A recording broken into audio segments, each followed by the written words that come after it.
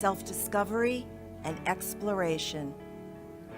This platform is a place for women who are transitioning and transforming. Hi, I'm Eileen Lemelman, licensed clinical social worker and psychotherapist. We are embarking on a trip together where I will be interviewing experts and extraordinary women such as you and me. Let's start the show.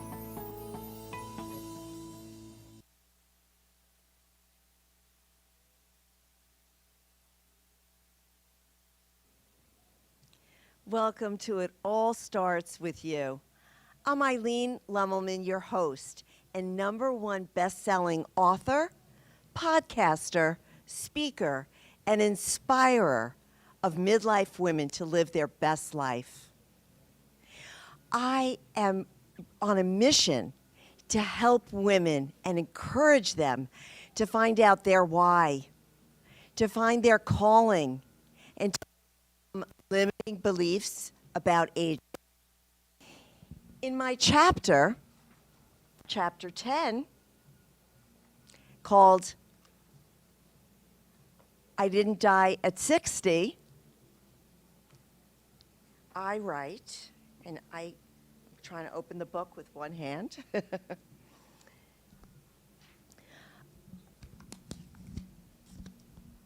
I realized that I was straddling two worlds. The world in which my mother taught me that the end, There we go. The world at which my mother taught me that life ends at 60 and you should not expect to live beyond those years, colliding with the world of limited possibility at any age. The world that was crying out to me for normalcy, connection, and hope. My soul was calling me to transform, and I knew I was not alone because I observed so many women asking the same thing. What is life all about? What is my life's purpose? Is this all that I can expect to have? And a very important question, what do I want? What do I really want? Did you ever ask yourself that question? Can you ask yourself what it is that you want in this life? Does it feel selfish and greedy? So many women don't ever ask themselves, either because they were not taught to do so or do not feel they have permission to ask that very important question. What do I want? We're going to go to a brief commercial, and when we return, we'll be interviewing Kona Wilkinson, a football player.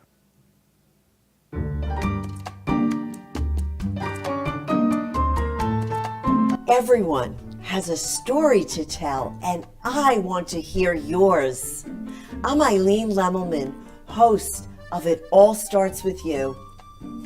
Our stories are a unique way to appreciate, understand, and respect each other.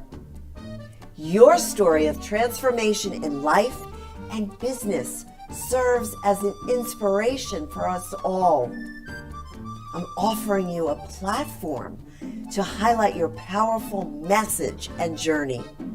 Contact me, Eileen Lemelman, host of It All Starts With You, at itallstartswithyou.live. I look forward to connecting with you.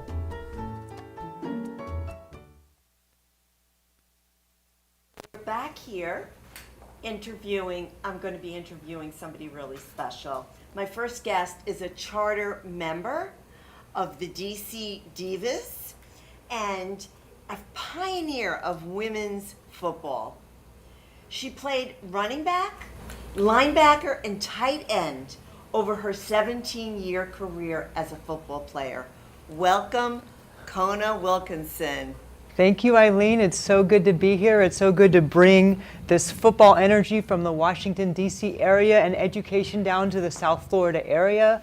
I don't think the people down here in South Florida know about the Women's Football League and what we've been doing over the last 20 years to build the sport of women's tackle football all across the globe. And I'm grateful to be here with you. Oh, wow. That's awesome. Yes, we need a little education, don't we? Absolutely. So why, oh, why football? Okay, how did you get so inspired to go on this career being a football player in that athletic, physical strength sport? Well, I think in your opening question, you said, what do you love? What do you really want to do? And when I was a little girl growing up, I was born in California, lived in Hawaii, and moved back to California for the rest of my elementary and high school years. And I remember looking at my grandfather, who was a really tall, strong man, and saying, I want to be big like you one day so I can play football, as a little girl. So I don't know how many little girls grow up looking at a football game and saying, I want to play football. And they're like, oh yeah, that's sweet, honey, you know, girls don't play football. So that was my initial dream. My biggest dream was to play football. And as I went through elementary and high school, I realized I was really good at sports. I played volleyball, basketball, softball, all the things. But my neighbor boys, they played football. And I would play in the yard with them. I'd get tackled, get the wind knocked out of me, and I loved it.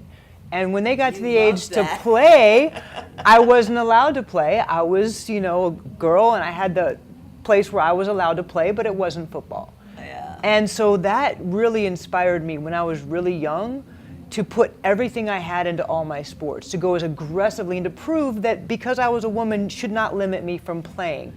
And that has been my motivation my entire life. Yes. Was to show that being a woman should not put me in a different definition, that I can play sports, I can be smart, I can be strong, I can be all these things, and it's okay. So how did you overcome those stereotypes of, you know, being a woman in a very, very male-oriented field, being physical, because even going into athletics as a career isn't necessarily a traditional kind of women's path.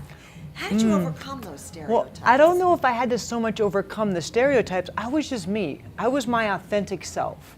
And there were no stereotypes about women playing football when I started, because in 2001 when I started playing, there was no women football players anywhere. So after we started playing, then there started becoming different stereotypes of what you think a football player should look like or be or do. But I didn't really concern myself with those because I was following my dream. And I think anytime you follow your dream, it doesn't matter what other people say. Right? Because that's their thoughts. My thoughts were always, I'm doing this, I love this, I'm supporting the effort of all women everywhere to really freedom of choice of how you want to live and how you want to express yourself. Wow, you are really quite an inspiration, because you are saying to my community, it doesn't matter what people tell you to be or where you think that society tells you to be. You have to always follow your gut, your instinct, your why. Absolutely. So, you know, for my community that's watching and that feeling stuck or feeling really put in this, you know, mindset about age, about you can't do this at this age, what kind of information, what kind of advice would you give the woman who's stuck, who's feeling, you know, so hopeless and doesn't feel like she can move forward? I would say look for a change, because change is inevitable, right? But is a change just going to be going down the same path, right? Or are you going to learn something new? Are you going to get excited about something? Because it really is all about mindset. I played until I was 43, and the last years in my 40s, I was recovering as well or better than I ever had in my life. They were starting to call me the ageless one. And a lot of that had to do with just my mindset, that I was determined that I was going to push through any adversity, that I was going to do that, in addition to learning about energy-based technologies and healing modalities that actually allowed my body to heal and recover at a faster rate and put me in a different position in relationship to aging on a physical level. So I did it emotionally, spiritually, physically, mentally. It was all aspects that I started addressing, as well as just training. I was in the best shape of my life my entire career, and so I never let that drop. So someone who has kind of gotten stuck in that, I would say, find something new. Find something that you can do that you enjoy. Maybe it's just going out and dancing. It doesn't have to be at a club. You can go to drum circles. Out here in Florida, there's so many ways of conscious people gathering to allow them to express themselves that I was not exposed to when I was playing football, that are my new methods now of having fun, of expressing myself, and of getting out and really feeling young and youthful. So, the woman at age 55, 60, 65 who's feeling, I can't physically do those things, I can't change my body, I can't really get stronger or, build my cardio up, that's beyond me. What would you say to them? Well, if you're saying that, you're right. Because that's what you are declaring to the universe. That's what you are declaring to the cells of your body. The cells of your body are listening to the conversation that you're having about yourself. So the first thing I would suggest is just start having a different conversation with yourself. What if I could get into a little better shape? What if I could just go out and start walking? But I think the big thing is you have to find something fun that you enjoy. Because you're not going to just start at 50 or 60 doing something that you hate, right? Unless you really get sick. And who wants to wait until you're sick to make those changes? That's right. So if you're not sick yet and you still have that chance, it's much easier to transition into a really healthy lifestyle while you still have that vibrancy and that energy to do it. Kona, I'm going to quote you on Cell Talk. We have to start talking to ourselves. I love that idea. Absolutely. And we can talk to ourselves at any age, right? And talk to them positively, Yes, number yes. one, with gratitude, not begging them, oh, please get better. No, you're grateful for the vitality and the life, and get out in the sun, bring the sunlight into your cells. Your body absorbs photons, so early morning, late evening, you don't have to go out in the middle of the day when it's really crushing your skin, but getting that sunlight, so important, just putting your feet on the ground. How many people have stopped going outside and putting their feet on the ground? So who inspires you, Kona? How do you stay so positive and so, you've actually gone from football player now to healer. So who inspires you to stay positive and to move forward? I don't think it's an external inspiration. I'm inspired by my own soul journey. I'm inspired by the evolution that I have gone through from one phase of life to the next phase to the next phase, and seeing how many times I've shifted, how much growth I've had, working through dynamics of playing football and being identified as number 33, the animal, which was my nickname when I played, right? So some people, well, they wouldn't know me by Kona because that's the Hawaiian pronunciation of Donna, and that's the spiritual name that I've started going by as I've embodied this healing message. But really it was dealing with the ego and dealing with the external sense of self. And I've come to just a deep revelation that who I am is so much more than I thought I was as number 33, the animal. And that I'm a divine being here in this moment to just bring in all the lifetimes, all the experiences into this moment, and to be as clear as I can, to embody as much light and to share that light and love with others. And that means healing of self first and healing of others as a part of that mission. Wow, you are really quite an inspiration. Love having this talk, and I can see that you will really have more information, education, and spiritual kinds of messages that will really touch my community. So I'm going to invite you back. Oh, wonderful. Thank you. Okay, so this was such a wonderful conversation. We're going to take a quick commercial break. When we come back, we're going to be talking with another amazing woman. See you soon.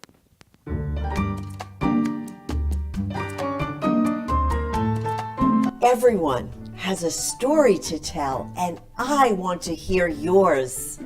I'm Eileen Lemelman, host of It All Starts With You. Our stories are a unique way to appreciate, understand, and respect each other. Your story of transformation in life and business serves as an inspiration for us all. I'm offering you a platform to highlight your powerful message and journey. Contact me, Eileen Lemelman, host of It All Starts With You, at itallstartswithyou.live. I look forward to connecting with you.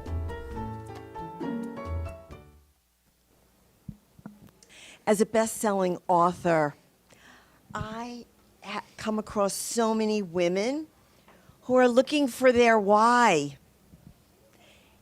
My next guest, Lisa Barbarian, found her why on a farm. Hello, Lisa. Hi, Eileen.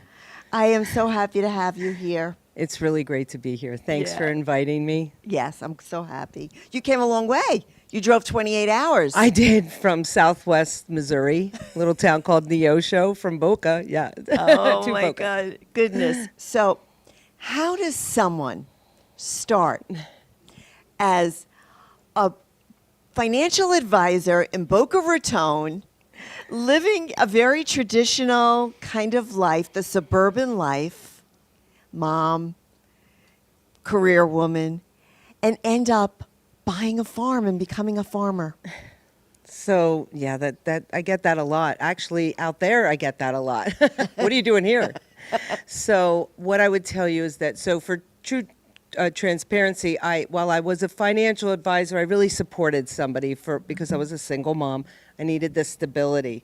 So I spent most of my career in a stable job, 9 to 5, and I lately started to come into my own, finding out what I liked, what was important to me, making decisions about my life. And I came across different farmers on Instagram and had friends that were involved in agricultural, and it spoke to me. It literally spoke to me. And the more that I started to look at it, I said, that's what I want to do.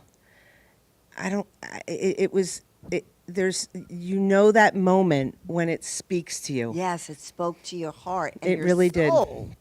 It really did. So, you're telling us how you kind of got the idea by just sort of beginning to question yourself, Yes. starting to explore.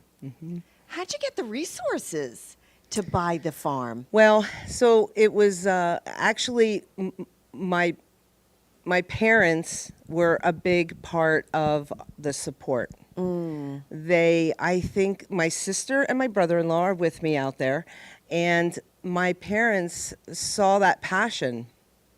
And I was at a point where every day was the same. And I think they saw that. And so they were really big supporters for the resources of helping us out with that, starting up. So, in my best-selling book, I talk about transforming. And I'm wondering, why did you pivot? I mean, what was the real reason? I know you weren't. You said you were a little bored. It wasn't filling you. But what was the real inner kind of stuff that was going on for you? Well, like I said, for me, it was every day was the same. And I hate the heat out here. So I couldn't, for me, I couldn't go outside. It was always too hot. I just, I'm in an association, so I couldn't do projects that I wanted to do. I couldn't make noise. I couldn't do all that stuff. And I knew that I had to be free. And the more I thought about it, that sense of freedom just grabbed me. And when I'm out there, I am so free. I'm free. And so the pivot was the connection to that feeling, that sensation of being free and being able to do what I wanted to do. So it really sounds like it's about finding yourself. Very much so. And it also sounds like as you are really planting seeds and the ground is growing, you're growing as well. Absolutely. And it's funny because that's a literal sense too, right? Because we're doing a lot of planting. And it's, you reap what you sow. And I've become closer to God, and that's been a big part of my the feeling to keep going and to contribute, because it's not just about what I want, but it's also about what I can give back. I love that. So many women, so many people in general who really are very, very confident in their transformation, in their why, are really, really faithful people too. Absolutely. Yeah, It's yeah. always nice to have something else a higher power to connect to. So, if someone in my community, a woman who's in midlife, decides that they want to follow their calling, like they know they need to be free, they need to do something. Like I have people who want to open up a floral shop or want to open up a bed and breakfast, who want, there's a variety of different things that they want to do. How would they start? What would you recommend? I can tell you that just the fact that something calls to you, that is just your passion, right? So one of the things that was really important for me, especially with what I was going to be doing, you can't just like jump into it. I mean, you do have to jump into it, right? But there were resources. I had to learn about it. I joined women's agricultural groups. I did seminars. I went out to Pahuska, Oklahoma, and did it's called the M5 Entrepreneur, like it's a mastermind workshop where it was a whole room filled with women, agricultural women, and floral people too, but different things. But those women inspired me to no degree. I was so inspired by them. But you have to so learn. What you're talking about is community. Yeah, absolutely. That's what we're talking about. Absolutely. You've got to find community. And you have to learn. You can't do it alone. Yeah, go on YouTube. Go on YouTube. Search stuff. Read stuff. And now with social media, all you have to do is, search stuff and you can find other people that are doing what you're doing. And you'd be so surprised how willing people are to give you advice and help you out. Well, people can find you on Instagram, can't they? Yes, they can. And what's the name of your farm? Falcon Lake Farm. So it's at Falcon Lake Farm, and you should definitely start following Lisa. Thank you. So, do you think you have found your why in the wide open spaces in Osha, Missouri? I do. I think that I'm at the initial phases of my why. I believe that there's still much more to come. However, yes, I do feel that that feeling of the pastures and all, it's a wonderful feeling, yes. So I imagine in order to make such a huge change, you had to say no. You had to say no to a lot of things, a lot of people, a lot of mindsets, a lot of naysayers, right? Yes, absolutely. So talk to me about, how do you say no? How did you say no? What did you have to say no to? I feel like if it was so strong for me that it was easy. It came easy. And it's not as much of a fight when it's something that you want. You know why? Because people sense it. Now, on the surface, was everybody like, you're not going anywhere. You're not going anywhere. Yes, I am. I'm going, like that. So yes, you have to say no. And you also have to say no to, you have to move forward. You have to concentrate on your goal. You have to concentrate on your mission. And people, always outside elements are going to come in. And there's one thing you can always say is, I wish I could help, but I just can't right now, right? So, and I think when you're authentic about yourself, it portrays to other people. Mm-hmm. They really resonates with them. Exactly. And I think also when you decide that you're going to do something and you don't allow anybody to sway you, then people start treating you differently. They're right on board.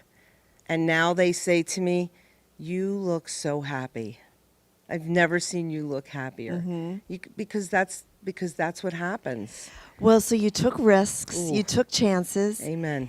And what are the rewards of that? Well, we now have, so we're starting our farm, our homestead, and we have, 5 cows, we have 4 goats, we have 15 chickens, we have, now we're getting, and the reward is that you finally get to put your finger on what it was that you wanted. And there's no better feeling in the world to that. And, you just fall into it. And that's what gets me out every day, because it's hard work. And I'm 57. And I made this choice at a really late age because I see them all young. They're young and they inspire me, but they're young. And it's hard, but that's what wakes me up and gets me out there every day to go take care of the animals. And we're think- buddies, yeah. too, by the way. I know you and your talk animals to are them all. buddies. You've developed a lot of new friends on the A farm. lot of new friends, exactly. Some clocks, some moo. Exactly. Amen. And I they're- love it. they're the I love best. it. Yes. And so you are an inspiration to so many. I mean, you're hope saying so. at 57 years old, you packed up and you went to Missouri. You started this farming. Yeah. You bought wide open spaces. I mean, you were a Yeah. Boca girl. Yeah. Well, So yeah. who inspires you? Yeah, honestly, inspires you now? Honestly, now who inspires me are these young women in agriculture. And I'll tell you, if you follow like Carhartt ads or anything, those pictures are real people working. And the women in agriculture inspire me to just keep going I love that. because it will work out. And I've learned so much from and they're all so willing to help you. That's the beauty of It's amazing. having generational kinds of communities. Absolutely. So important to have So generational community. So and they're also willing to help. Yeah. It's And so I know you have products that you sell. So if anybody do. wants to buy products, they just go on Falcon Lake Farm? yes. Okay. And we do have meats, but I haven't put them up on my website yet, but they're coming. So yeah, Okay. absolutely, All come check right. us out. And Well, yeah. thank you, Lisa, Oh, for thank you being so a much. guest. Thank yes. you. You've been a very good friend to me over the years, and I've been appreciated it very much. Well, you know what? We are good friends to one another. Amen. I know. So here we are coming to the end of the show. Today's show was all about discovering your why. It might mean you're called to overcome stereotypes and step into unconventional, non-traditional roles as a woman. Let me close with an excerpt from my chapter, Called to Speak, Lead, and Impact, about my own why.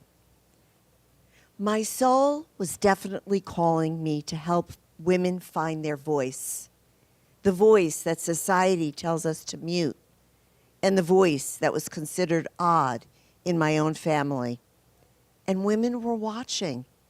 My message of hope and encouragement and inspiration resonated with women. My heart started singing as I creatively and intentionally was helping so many. I'm so grateful for leaping out of my comfort zone and discovering my why.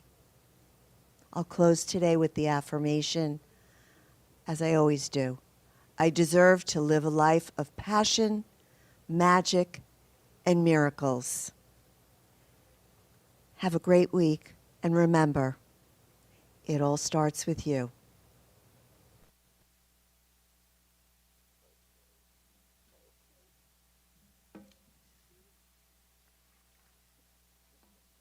You have been watching It All Starts With You. New and exciting opportunities are ahead of you. You are creating your own destiny. Until we meet again, my friends, it all starts with you.